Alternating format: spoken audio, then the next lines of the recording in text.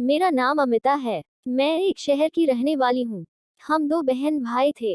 मेरे पापा पार्क में पेड़ पौधों की देखरेख करते थे। बस यूं कहें छोटे से नौकर थे। उनकी सैलरी से तो घर का गुजारा भी नहीं चलता था। इसलिए वह पार्क के अंदर अलग अलग चीजें भी बेचा करते थे, जिससे हमारा दिन का खर्चा पूरा हो जाता था और घर का चूल्हा चलता रहता था। जब मेरी माँ फेफड़ों के मर्ज में शामिल होकर बहुत कमजोर हो गई, तो मजबूरन फिर उसको अस्पताल ले जाना पड़ा। अस्पताल के खर्चे को पूरा करने के लिए हम दोनों भाई बहन भी पापा के साथ मेहनत मजदूरी करने लगे, मगर इसके बावजूद भी इतना न कमा पाते थे कि माँ का इलाज जारी रख सकते। तो मजबूरन मेरे पापा ने सरकारी नौकरी से रिटायरमेंट ले ली और रिटायरमेंट लेने पर उनको जो 3 लाख का फंड मिला था, वह उन्होंने माँ के इलाज पर लगा दिया। इतने खर्चे के बावजूद भी मेरी माँ ठीक ना हो पाई। सिसक सिसक कर मरने की बजाय अस्पताल में ही सुकून से उनकी मृत्यु हो गई। माँ की मृत्यु के बाद मेरा छोटा भाई घर में रहते हुए डरता था, और मैं जो कि जवानी की चौखट पर खड़ी थी, तो मुझे पापा अकेली घर पर नहीं छोड़ सकते थे। इसलिए पापा हम दोनों बहन भाइयों को स्कूल से वापस आने के बाद बाकी टाइम में अपने साथ पार्क में ले जाते थे। पापा और भाई वहाँ सर्दियों में चाय सूप अंडे और समोसे, और गर्मियों में लेमन सोडा इडली आलू बुखारे का पानी और शिकंजी वगैरह बेचते, और मैं वहाँ एक लाइट के नीचे रोशनी में बैठकर पढ़ती रहती थी। मैं क्योंकि जवान हो चुकी थी, इसलिए इस नादान उम्र में आम लड़कियों की तरह मुझे भी लड़कों में दिलचस्पी पैदा होने लगी, और अपनी दूसरी सहेलियों से सुनकर मेरा भी दिल चाहने लगा कि मेरा भी बॉयफ्रेंड हो। मुझे याद है कि जब कॉलेज में मेरा पहला साल शुरू हुआ था, तो मेरे पापा ने मुझे पास बैठाकर बहुत मोहब्बत से समझाया था कि बेटा, माँ बाप की मोहब्बत के सिवा किसी इंसान की मोहब्बत सच्ची नहीं होती है। मैं नहीं चाहता कोई दरिंदा इंसान मेरी बेटी को बहकाकर उसके जज्बात को ठेस पहुंचाए, या मेरी इज्जत के साथ खिलवाड़ करते हुए मुझे बर्बाद कर दें। मैंने पापा की बातों को समझ लिया, लेकिन सिर्फ 2 या 3 दिन के लिए। बस उसके बाद शाम को जब मैं पार्क में बैठी पढ़ रही होती, तो मुझे महसूस होता कि एक लड़का लगातार मुझे देखे जा रहा है। मैं चाहकर भी उसे नजरअंदाज नहीं कर पाती थी। यहाँ तक कि कुछ दिनों बाद मैंने अपने पापा के संस्कार और वह सारी बातें जो पापा ने मुझसे कही थी, उन्हें अपने दिमाग से निकाल दिया। मैंने उस लड़के से आंखें मिला ली, और फिर आमने सामने बात करने के बाद बात मोबाइल नंबर तक पहुंच गई। फिर मैं पापा के मोबाइल रात को चोरी छुपे सारी रात अपने आशिक से बातें करने लगी। फिर उसी पार्क में पापा और भाई की नजरों से ओझल होकर मैं अपने आशिक से मिलने लगी। बाद में मुझे अपने आशिक की मोहब्बत इतनी सच्ची लगने लगी कि मैंने पापा की मोहब्बत और उनके संस्कारों को भुलाकर अपना जिस्म अपने आशिक को सौंप दिया। और फिर इस बात की ऐसी लत लगी कि पता नहीं कितनी बार उस इंसान ने मेरा जिस्म नोचा।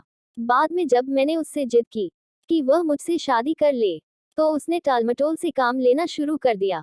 जब मैंने उसके सभी बहाने दूर कर दिए, तो उसने कहा कि वह इस बात से डरता है कहीं तुम्हारे पापा कोर्ट मैरिज करने के बाद इस पर केस ना कर दे, इसलिए मैं नहीं कर सकता।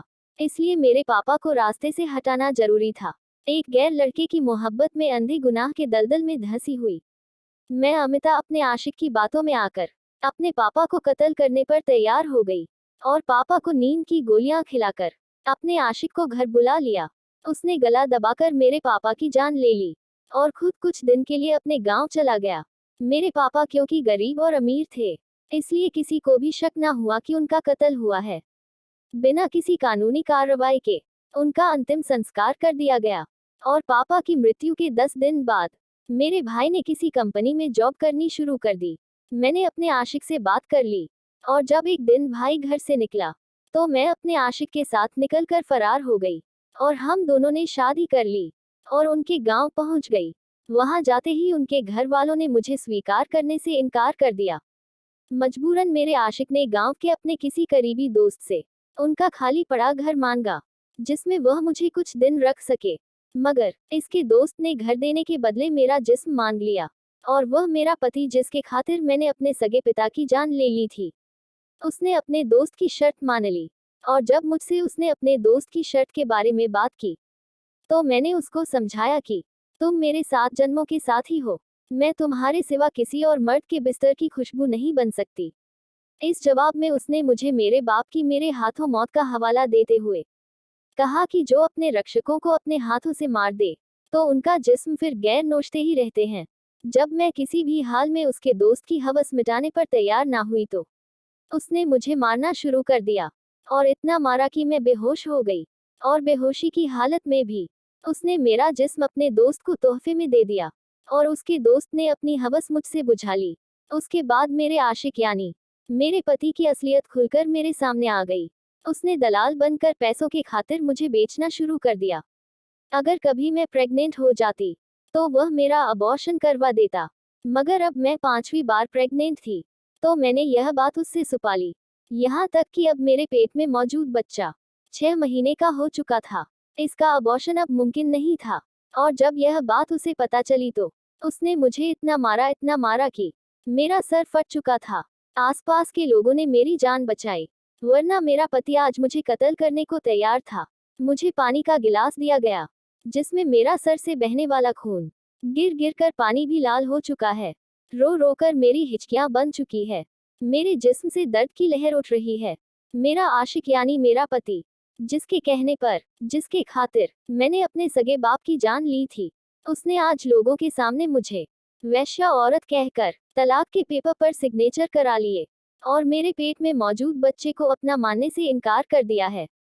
गांव के कुछ अच्छे लोगों ने मेरे इलाज के बाद मुझे अनाथ आश्रम भेजने का फैसला कर लिया है, और इस समय मैं अस्पताल में अपने जख्मों पर मरहम पट्टी करवा रही हूँ। अब मैं नहीं। तो दोस्तों, कैसी लगी ये कहानी कमेंट में जरूर बताएं। वीडियो को लाइक करें, चैनल को सब्सक्राइब करें, और बेल आइकन को दबाकर ऑल पर सेट कर ले, ताकि आने वाला वीडियो आप तक सबसे पहले पहुंचे। और मुझे दीजिए इजाजत अगली कहानी तक। धन्यवाद।